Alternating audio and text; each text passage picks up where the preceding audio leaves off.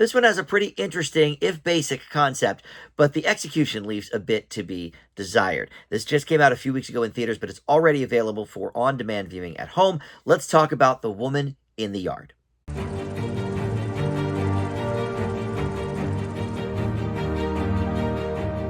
Guys, Dan here. This is Dan Reviews It. Welcome to my movie review for The Woman in the Yard. This just hit on-demand platforms just a couple of days ago after a very brief run in theaters. I think it's still available in some theaters as of this recording, but I think for the most part from here on, it'll be for at-home viewing. And this is from Blumhouse Productions. I can't even say it's Blumhouse's latest, because 2 weeks after this was released, they put out Drop, which I've already reviewed pretty favorably.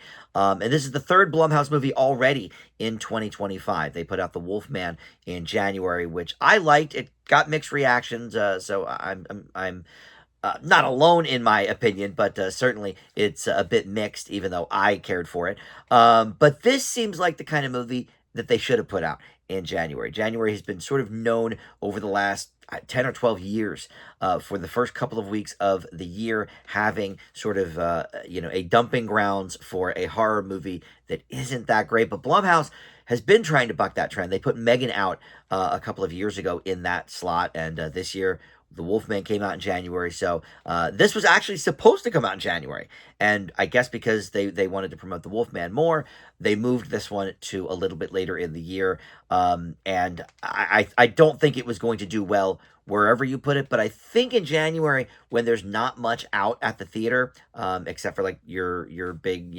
Oscar drama type movies, this might have been a better way to go. But in any event, look, movies like this are made so cheaply, they certainly make their budget back, and then some. This was made for $12 million, and it's already doubled that at the box office. But before we go any further with the plot here of this movie and my thoughts on it, let me welcome you back to the channel. If you are a subscriber already for Dan Reviews It, thank you so much for checking this video out and returning. But if you're not, please consider subscribing and click that notification bell too. You can just like this video, comment below.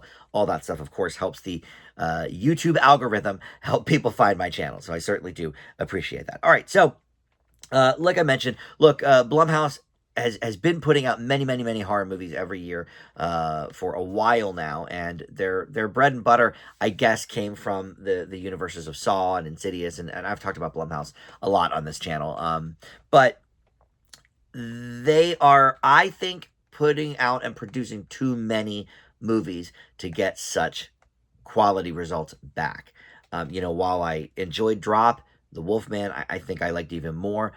This one is a sure miss, for me at least, and I think the other reviews from critics and audiences do reflect that. So this was directed by Jaime Collet-Serra, who is known mostly for his collaborations with Liam Neeson. He has directed and produced, I guess, a handful of those Neeson actioners. And this was written by first-timer Sam Stefanak. This is the screenwriting debut, and boy, oh boy, it's not a great one. So in this movie, you have Ramona, who is played by the wonderful Danielle Deadwyler, and the only thing that makes this movie remotely watchable. She plays a widowed single mother who was disabled after a car accident killed her husband, David, and we see him in flashback form, played by Russell Hornsby. And she's, looking after their two kids. She's got a young boy, I would say maybe 13 or 14, and then an even younger daughter who's probably 9 or 10.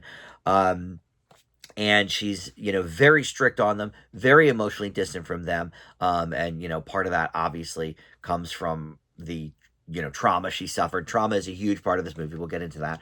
And then in the first scene, we have this mysterious woman that is sort of on the edge of their land, the woman in the yard. Who is she? Where did she come from? No one knows. So Ramona goes out and tries to talk to her, and she's, being very cryptic and weird. And she is portrayed by Okwul Okpakwasili, who I'm very unfamiliar with, and really you don't even see her face in the movie because it's covered with this big black veil the whole time. She's dressed all in black, and so for the first, boy, I don't know, hour of the movie probably, and it's not a long movie, it's 90, let's see. It's 87 minutes. It's not even quite the full 90. So for the first, let's say, hour, she's in the yard and she's, slowly moving closer. And then the last half hour, things sort of go off the rails a bit. We won't go into details on that for spoiler's sake, but for most of this movie, 2/3 of the movie at least, she is just sitting in the yard for the most part, not speaking. So, all right, this movie is a mess. And I mentioned early on in the intro that this has an interesting concept, even though it's basic. It is a very basic concept. Okay, you have a mysterious woman that's on the edge of your yard, and she's moving slightly closer, every so often, whatever. You go talk to her. She says things. Sometimes she doesn't. And okay, there you go. And then things happen after that in the last half hour, that make it very, very like generic horror. But this has such a slow build, and there's nothing really going on in that first hour. It's such an intensely slow build, and I don't mind sometimes a slow build horror movie. They can be very, in fact, Sinners, my favorite movie of the year. I just reviewed that the other day. So far that's my best of 2025. We don't find out the horror aspect of that movie for at least an hour into the movie. But here we have the concept right away. We get it. It's basic. Everybody can understand it. But there's not a lot that happens with it. They try to explore a little bit with the family history and the mom and the kids and what happened with the accident. We see that sort of in bits and pieces and through Ramona's mind. But realistically, this movie is about Ramona's trauma.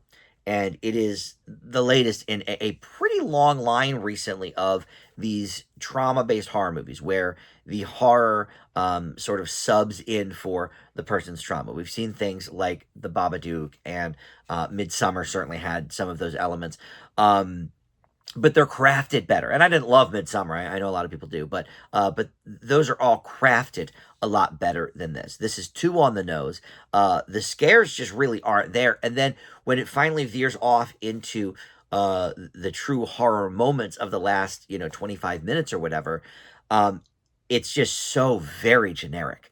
Now, I will say again, Danielle Deadwyler, gives her all in this performance. She's a great actress. She is an unsung, sort of Oscar snub year after year. A few years ago, she had this great movie, Till, where she was the mother in that, and she could have got nominated. I would have nominated her, I think. And then last year, I don't think I saw the movie that was being talked about yet, where she was maybe going to be nominated and wasn't. But she is a very competent actress, and she can take this very, very basic and blah material and elevate it, but only so much.